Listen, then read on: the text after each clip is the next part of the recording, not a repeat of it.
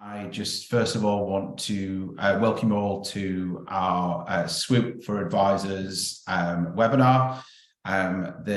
We have with us today, and delighted to have with us today, we have Sam Newton, who is newly crowned, so is the MD of Gravitate. Is that the correct term for your title?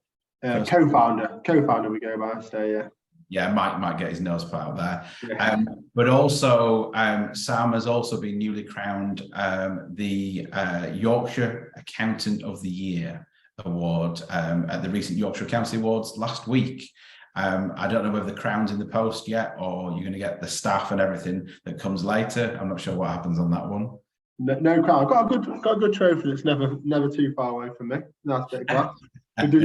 Could do some damage with that, to be fair. It's pretty weighty, so but yeah. You need to get a hole drilled in it and use it for your keys or something, you know, just a small key ring to drag around or something, or put your car keys on it or something like that. Necklace, maybe. Yeah, I like that. Yeah, it'd be a good workout for you as well. We also do have the head of the advisor channel, Sam Tasker-Grinley, and you'll probably see him on the screen, his name on there. Sam, bless him, is suffering at the minute, possible COVID. So he's kind of in but out at the same time. So he may jump on and you may see his face at some points, but there's a lot of coughing and spluttering. So he's keeping quiet over the side. And we also have Maria joining us from the team as well, who's also moderating. So the session today, we're going to go through, find out a little bit more about Sam Newton, and I've got to be careful because there's three of us, and talk through his journey at Gravitate, how he works, how he interacts with Swoop, but also I'm going to give you an update and a bit more insight as to what we do here at Swoop and working with our advisors. What I would say as well, as we work through the session, please do put any questions you have straight into the Q&A whenever you get anything that comes into your head. We will be working through, but if there's questions that are coming that are relevant at that point, we will stop and we'll obviously respond accordingly, or we can leave them to the end, but just please put them in as you think of them. And no question is a stupid question. They're the only ones that aren't asked. Sorry, that's a really cheesy saying. But at this point, what I'm going to do is hand you over to Sam Newton. Sam, if you could just give us an introduction around yourself, around Gravitate, and ultimately a bit of your backstory, and I suppose how you became the King of Yorkshire, essentially. Thanks, Sam. So yeah, I suppose a little bit about me. I studied to be an accountant at Newcastle University. Went on and worked for a small firm in Leeds, Bradford area, Pudsey. Then actually went to Australia and worked for KPMG for a year while travelling. I was doing a lot more travelling than working, but it was a wicked trip. And then I came back to Sheffield, knowing that this is where I wanted to be based. This is where I sort of got a really good friendship group who were all going on similar journey, building businesses or progressing in their roles in businesses, kind of thing. So it's sort of where my network always was. And I sort of knew I wanted to always be closer to the family and stuff. So worked for a company in Sheffield called Shorts, who are a great firm, worked for them for a few years, and then got to the point where I thought this is now's the time to give this a go, especially with all the digital accountancy stuff, sort of the digital accounting revolution, I suppose we always called it when we were setting up and taking advantage of that. And so yeah, I set up Gravitate Accounting 3.5 years ago, roughly now. The aim was to get closer to businesses, so we're doing a little bit. I headed up like a department there where we were looking after the monthly and quarterly clients, but I never felt with the whole timesheet thing that I could ever actually get too close to businesses and really help and add value without them incurring stupid costs, basically. So I sort of set up the business with the aim of doing some outsourced FD work, and also, well, I did that originally. That built up quite quickly and doing other bits as well, but I pretty quickly became a consultant, basically, where it was unscalable and the business couldn't really grow, and I had zero time.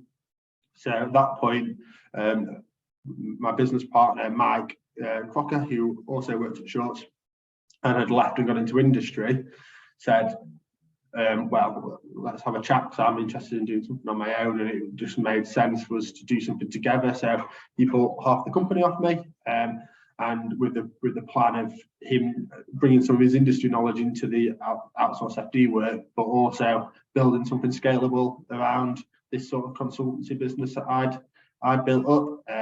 So now 3.5. He joined probably 3 years ago ish.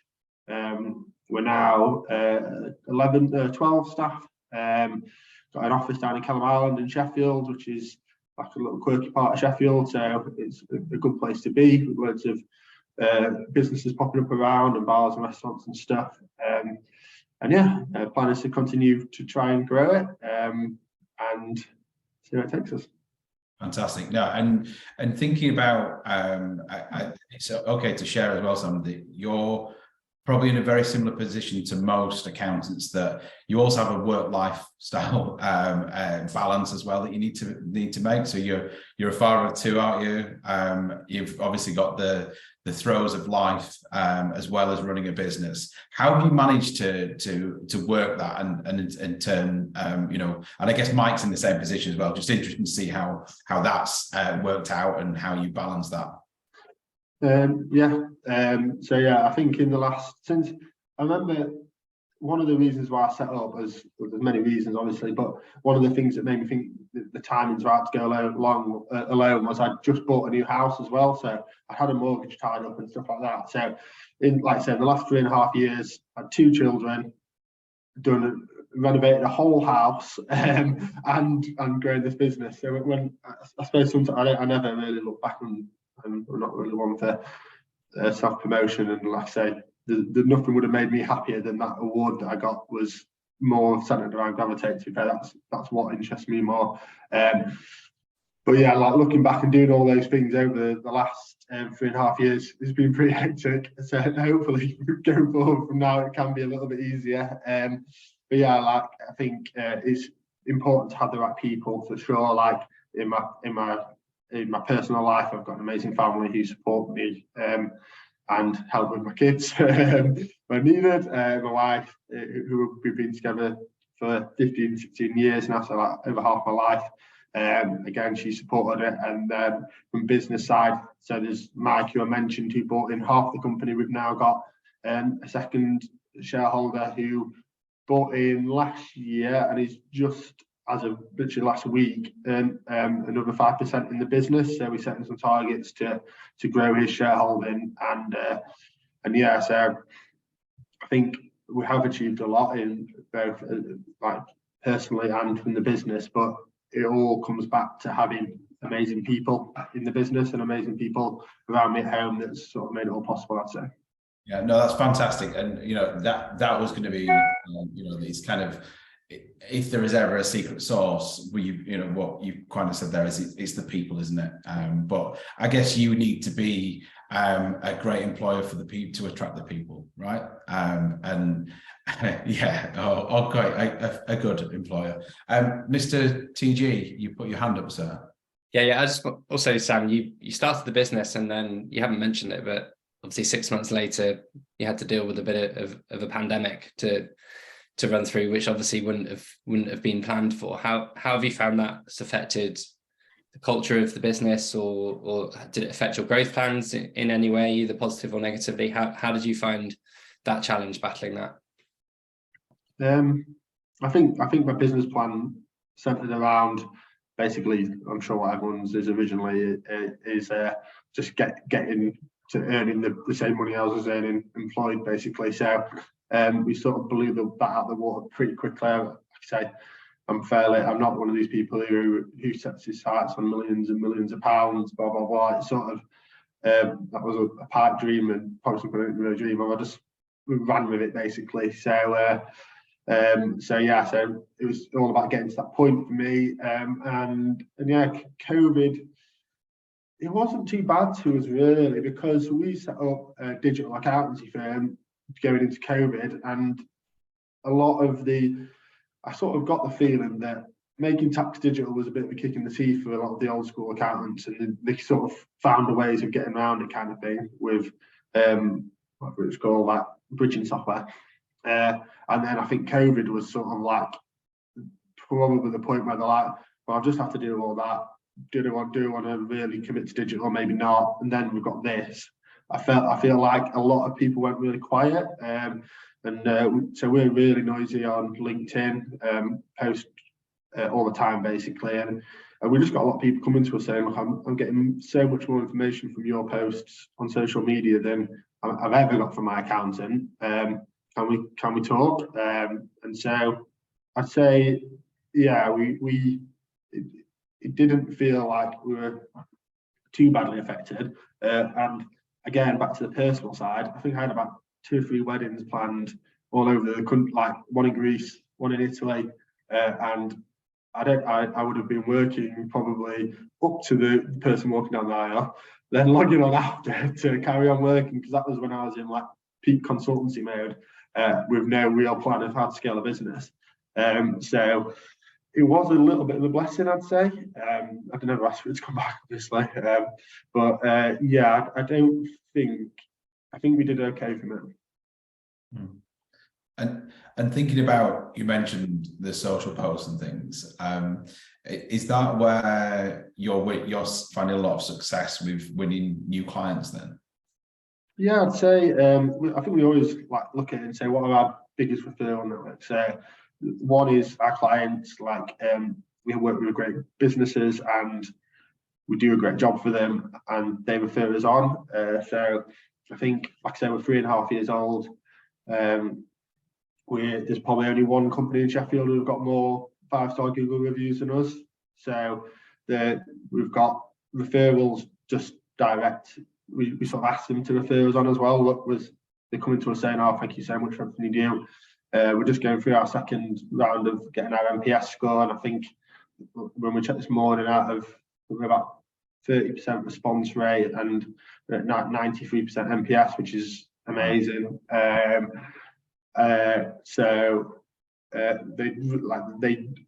We do sort of, I suppose we put ourselves under so much pressure, like from the Google reviews and asking people to feed back to us and stuff to do well, that we have to deliver that. And I think maybe that putting the pressure on ourselves works, because it just doesn't let we can't let our standards slip, because we talk about it so much that if we did let someone down, it would sort of be amplified, I feel. So so we've got referrals, we've got Google. Like I say, there's only one other company in Sheffield who've got more Google reviews than us, so we do well from that. And then the website, we did spend a bit of money on the website last year. We're working on that again now, just to keep constantly keeping that up to date and stuff. So there were 3 or 4, depending if you see Google as separate, where the majority of our work comes from. Okay, fantastic. And I think from the time that we've worked together, and we'll move on. And I know Sam works closer with you, but what comes to from working with accountants for pretty much the last 8 years, non-stop, what springs to mind with us with Gravitate is that it's the authenticity behind it.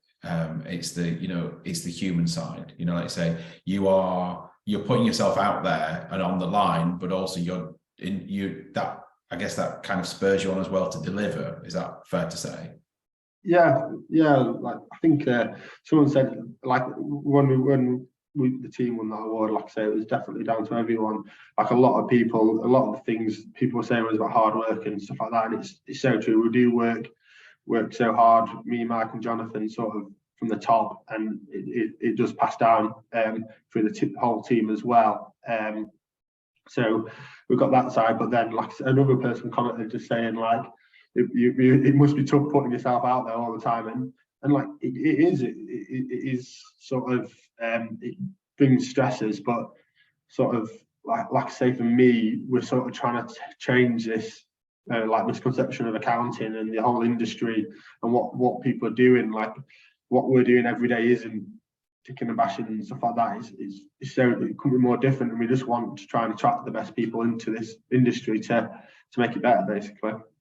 And presumably watch this seamless way into Swoop. No one will notice it, obviously. But talking about attracting the right people and providing the right, I guess, products and services for your client. Funding advisory. Talk to me about funding advisory. So if I recall rightly, Sam and I came out to see you. Was it? I'm trying to recall. It was probably this time last year, wasn't it? Yeah, he took us for some nice lunch. And if you've never been where Sam's offices are in Sheffield, it's a really cool place. I mean, I wasn't cool kid enough, but a lot of little street food vendors and stuff like that, little bars and stuff. It's a really great place, and I imagine you've got some great clients off the back of that. But thinking about from the conversations that we had and when you started engaging with Swoop, what was your experience of supporting clients with their funding needs, I suppose, prior to working with us? What was what was the general protocol? What happened? Was it a client coming to you, or were you proactively having conversations with them at that point? Yeah, I'd say so. Prior to that, I think that sort of like we do well to attract big businesses, to be fair. But I'd say one of the things that would put people off from working with us is not having that kind of knowledge readily available, where a bigger business will probably have a department who've got loads of experience in that. And obviously we're a firm of 11, so we work with a lot of specialists, and we sort of use it as a bit of a selling point as well. We sort of say we do what we're good at, and we work with amazing partners who can do the other bit. So payroll, we don't do our own payroll. We work with a payroll partner who's better than us and better than we could ever be at doing it. So it's the same with R&D tax. It's the same with the funding solution that we offer. I think I remember when you guys came down, and as soon as you talked us through how it would work, and left that meeting, I told Mike we're signing up. Like it was the system that you offered would save us hours of work and potentially hours of unpaid work as well. Like you go get but before we'd get the odd document through saying, how can you fill this out? I'm looking for some money. And you'd look at it and you'd start filling it out, and then before you knew it, you're 4 or 5 hours deep into client time that you hadn't agreed any fee for, because they keep adding to this and they keep wanting to change stuff. And I suppose dealing with these lenders, there's a knack to it, and we don't have that knack. And how many lenders can we possibly deal with? So before we'd go to the client's bank, maybe one other lender, and the amount of administration involved in digging out all that information, each lender wants it slightly different way, so rehashing it, blah blah blah. It was time consuming, and yeah, it's sometimes fairly unsuccessful for the client. And so are we going to then go to them, oh, we did 5 hours of work and he didn't get any money, but here's our bill? We're not those kind of people. And again, it's probably a flaw, because we probably should be a little bit more like that. There's probably a balance, and we're probably on the wrong side, and there's probably another complete wrong side. But yeah, I'd say it cause issues basically. Yeah, and I guess on that as well, were you saying that the client coming to you and it being a reactive service, you're also not part of that conversation, because if they're looking for funding, there's a reason they're looking for funding, and 9 times out of 10 it'll be for growth, and presumably you want to be that advisor that is sitting down and going, right, we're planning for 2023 or 24, and this is what you want to achieve. Let's set some KPIs to get you to where you need to be, and understand at what stage we're going to need funding, or whether we can self-fund, or how we go about it. And I suppose as an accountant, personally, I would have been a little bit devastated, prior to obviously working with us, but going, why aren't we the ones that you've come to here? And I suppose that's it's about making people aware that it exists as well, I suppose, isn't it? Because it's not a core part of an accounting offering, you know, it absolutely isn't, but it absolutely should be, you know, obviously in our view, but I guess you would, well, hopefully you'd agree with that as well now. Yeah, I think it's gone from something that we would do to help someone out, as in a client, we would do that piece of work to help them out, but we wouldn't be the best at it. And like I say, and to now it's something, so we use the quoting software Go Proposal, and sort of when we set it up, what we put on our quotes is like our committed services, so our commitment to our clients, and such, as well as whatever services they select, accounts, management accounts, things like that. We also have Swoop on there, because we say, look, once a year or once every 6 months, we'll do a review, a credit review of your business, look what funding options are available, look what grant options are available, get you a credit score just to see how it's tracking, which clients love to see, and yeah, look at what's available. So Swoop's one, and the other one we offer like another free, like technically free, as part of our services, like tax investigation insurance, so that's included in there. But and so we're sort of starting that conversation about funding from when we're initially meeting clients now, where before we sort of hid away from it. It's now become a big part of our service. Okay, fantastic. I've just had Leo pop in saying he cannot hear. Can anybody else just drop in the chat just to say that you can hear us okay? Because if not, we've been talking to ourselves for the last 20 minutes or so. All good. Okay, yeah. Leo, I think you might have a problem, or maybe Leo, you have a problem. Sorry, with some of your tech. We will share this as a recording as well. So if there's anything that is missed, you will get access to it. And thank you for everybody. It shows that we've got some active people jumping on the chat as well. Right, what I'm going to do, Sam, is I'm going to give you a 2-minute break. I promise, mate. What I'm going to do is I'm just going to share one slide on the screen, and I'm just going to talk through for everybody on the call, just a recap as to what Swoop does and how we support. And I know, Sam, thank you. You alluded to some of the services we provide, but I just want to give them a snapshot of what it is we do. Right now, we should be sharing screen now. Looks like you can see that fine. Perfect. So at Swoop, yes, you know, debt is a core part of our offering, but actually what we're designed and built for is to be able to support a small business in all areas of funding and potential savings for the client as well.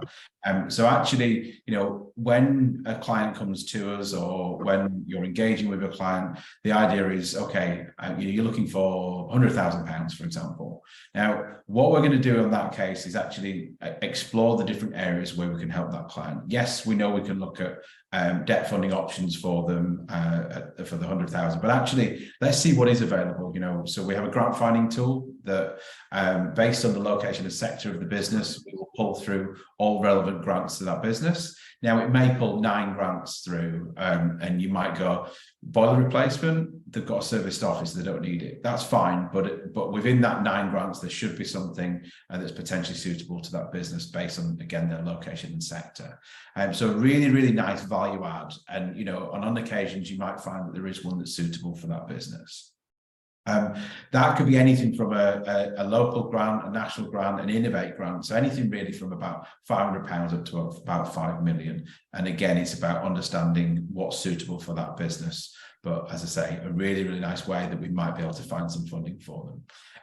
We can also look at savings for that business as well. So, you know, if we're pulling things like the filed accounts and bank statements, we can actually look at those transactions and potentially save them on foreign exchange charges. We can look at energy bills. So all we need is the latest bill, and we can run a review and keep them on a tracker to see if there is any deals that come through.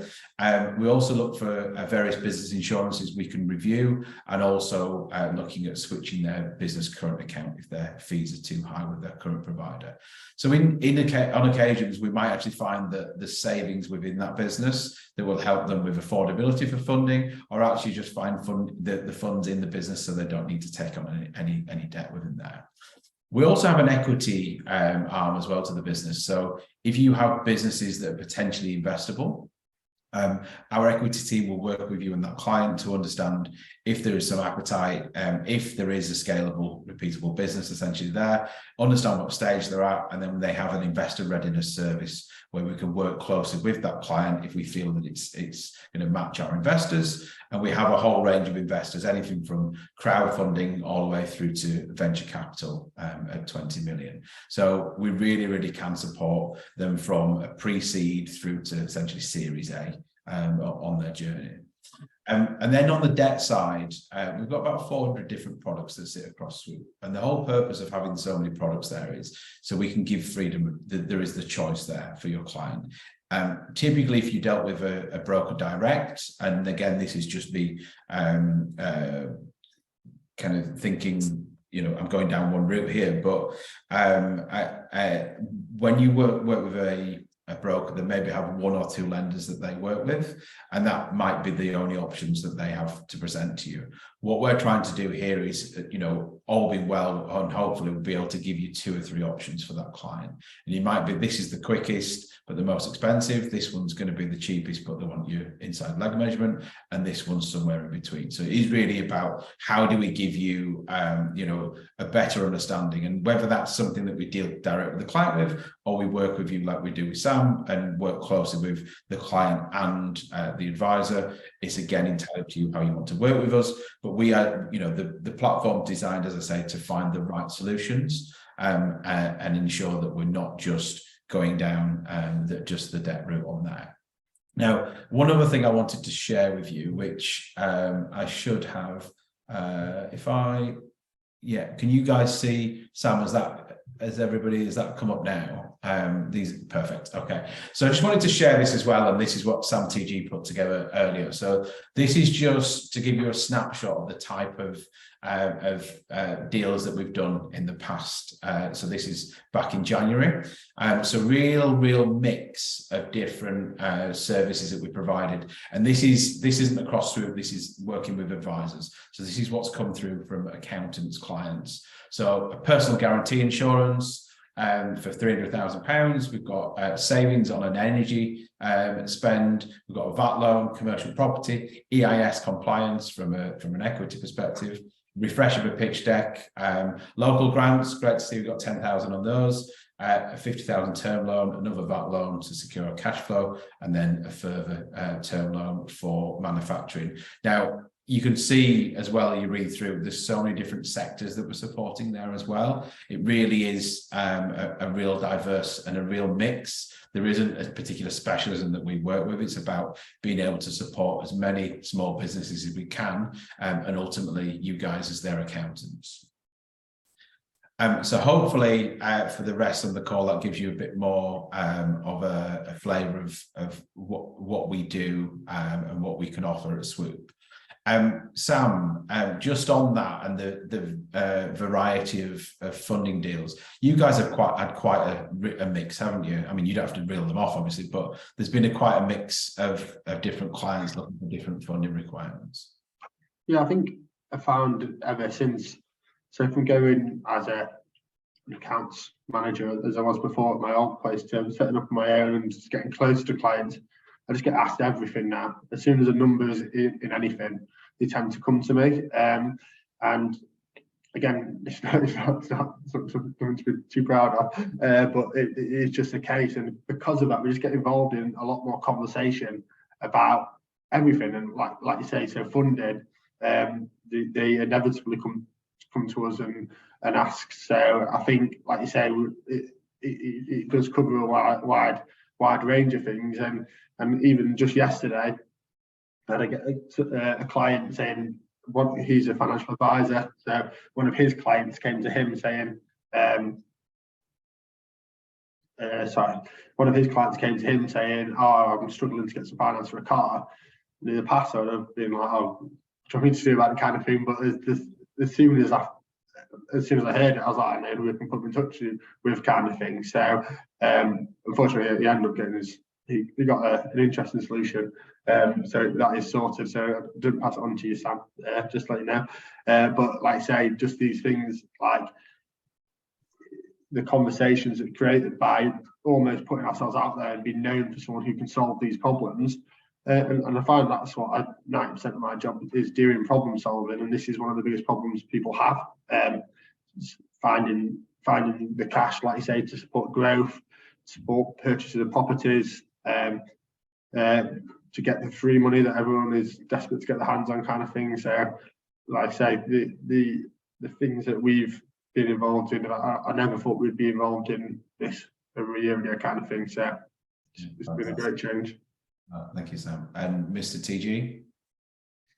Yeah, I'll try and ask this question without coughing. Since we started working with you, Sam, the funding landscape has changed almost beyond recognition in a lot of ways. I think when we first started working with you, interest rates were still 0.25%. They're obviously up at 4% base rate now. And for some of your clients whose first foray into the debt world might have been through coronavirus support, so bounce back loan or CBILS or RLS, where no personal guarantee was really needed. And in the case of the bounce back loan, they've probably got the cheapest debt that they'll ever get in 2.5%. How important now is the education piece in terms of managing those expectations of clients, helping them to understand where we are with the market now, and just sort of managing those expectations as to what is the cost of debt now? Do you find yourself getting quite involved in managing those expectations? Yeah, definitely. Like you say, it is all about the education, really. It's because we deal with a lot of newer businesses.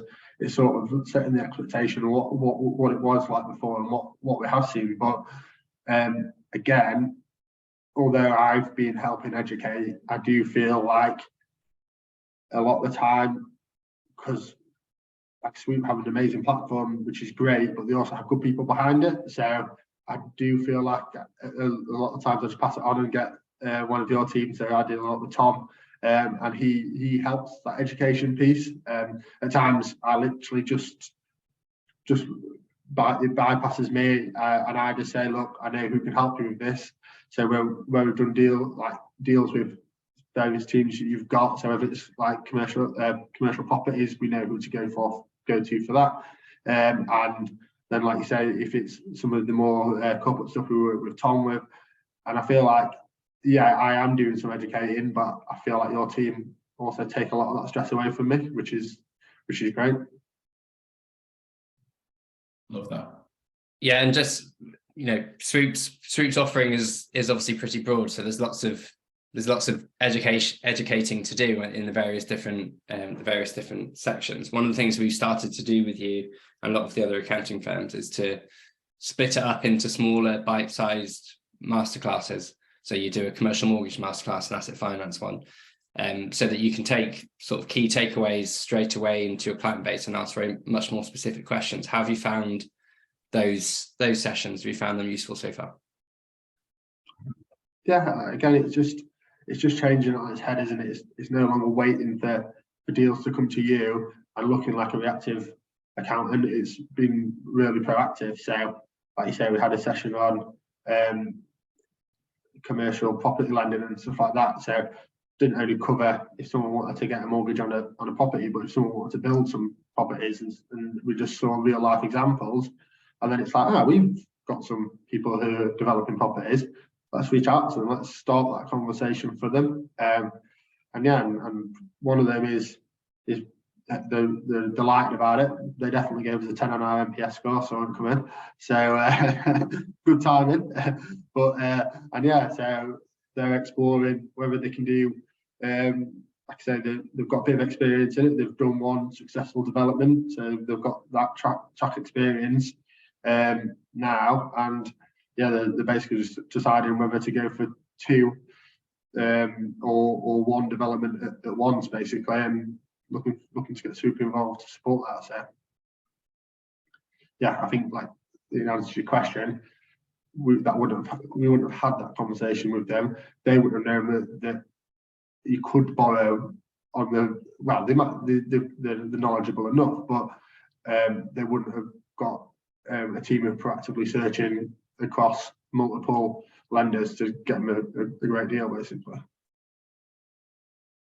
Great. Yeah, and I think what I really liked what you said there, and the way that I guess I would put that, change the words, is we've created a blend of human and technology. He said it's a great platform, but actually I know I've got the confidence in the people in the background, and I think we can't ever shy away with that, and especially given that we are entrusted with your clients, which ultimately we are an extension of you, because if we don't deliver in the same way that you are constantly on that hamster wheel or whatever, making sure you're delivering to your clients, we have to delight even further, essentially, because we are an extension of you. And if we don't get you it, they're not going to remember that it was Swoop. They're going to remember that it was Sam and Gravitate that didn't deliver. So it's absolutely paramount for us. And, you know, again, as Sam alluded, the education piece is huge, because it's not to make you funding experts, but give you the confidence to, like you said, be proactive and start those conversations with clients. And actually, dare I say it, it's just more interesting, isn't it? You know, it's because you're getting involved further in that client journey, and it doesn't mean that you have one conversation in silo. It's about the holistic view and the bigger picture, which I guess is, you know, what for me is that where we see a real excitement. Exactly that, yeah. Cool. Do we have any questions at this point? Because I'm also mindful that I've been grilling and Sam have been grilling Mr. Newton, or Mr. Yorkshire, shall I say. I can't stop that one. Does anybody on the call have any questions? You know, now's your time to ask Sam or me, or any Sam, basically, is the time to ask a question. No. Well, Maria, could you just pop my details in the chat, please? So if anybody on this call is, you know, perhaps working with us at the moment on perhaps our free platform, or they're looking at potentially working with Swoop in the future, do drop me an email, or you can go onto our Swoop for Advisors question. That's totally there, isn't it? You can go onto our website, and you can also book directly if you want to book a meeting, or you can ping an email through. I think we've got a few flowing through now. Thank you for putting that in, Maria. Okay, so we've got Tony here. Tony, I think we're speaking this week, aren't we, or next week? General question: what are the costs involved in asset finance and invoice finance, and how much can we raise typically, i.e. as a proportion of the valuation of the asset or invoice? You say it's general, it's quite specific. Sam, TG, are you well enough to answer that one, mate? Yep. So on the asset finance side, obviously, because you're securing something against an asset, you can often get much cheaper rates than you would do otherwise on, for example, just a normal term loan. So for something where there's affordability, a decent affordability in the business, you're looking at sort of at the moment 4 or 5% above base. So with base being 4%, then you're looking at 8 or 9% would be good, or a decent sort of rate. In terms of, but obviously it depends on the asset. It depends on the asset as well, and it depends on the affordability of the business. So, you know, it can be a lot higher than that. When it comes to invoice finance, again, depends on the size of the debt book, the affordability of within the business as well. But you can get up to 100% on invoice finance. So, like I said, it really just does depend on each and every case. With invoice finance as well, you can do selective invoice finance. It doesn't have to be finance taken out on the whole book. You can take it out one or two of your biggest customers, for example. So, you know, lots more flexibility in invoice finance than there has been in recent years. I think it's quite a competitive space. So I think everyone always used to think of invoice finance as the sort of lending of last resort, but actually now a lot of businesses using it as just sensible working capital management. So yeah, and you know, asset finance, we didn't see too much asset finance during COVID because people were just using CBILS or RLS to purchase assets. So now most of the government support's behind it, seeing a real a wave of asset finance lenders coming into the market, and again, it does make things very competitive. Generally speaking, if we can see a quote from someone else, we'll probably be able to go and beat it. Fantastic, thank you, Sam. Yeah, I think that's a very valid point about the invoice finance thing. People think it's a dirty word. I worked in banking for 10 years, and that was it was very much, you were tied in, you had to hold book and everything. There's so many new lenders out in the marketplace now, or I said that they've been around, you know, since the digital era, as it were. And yeah, you can do some pretty cool stuff, and like I say, a lot more flexible than it used to be. I think they're just thank yous on there, by the looks of it. Yes, perfect. Thank you for answering that. And Tony looks happy. I think that probably brings us to a close then, unless there's any further questions that come in the next 30 seconds. As mentioned, we will send a recording of this out as well to all registrants. So please look out for that as well. We'll also send some links for if you do want to find out more. I guess this just leaves me to say a huge thank you to, first of all, people dialing in, taking their time out, probably in their lunch whilst doing this, but really huge thank you. An even bigger thank you to Mr. Yorkshire himself. Sorry, mate. Sam Newton, genuinely really appreciate you taking the time out of your diary as well, mate, to go through this. And also thank you for Mr. TG for turning up and questioning as well whilst on his deathbed. So tune in next time to find out if Sam survives. But yeah, thank you again all, and we'll speak to you again soon. Yeah, thanks for having us, Sam. Yeah, cheers.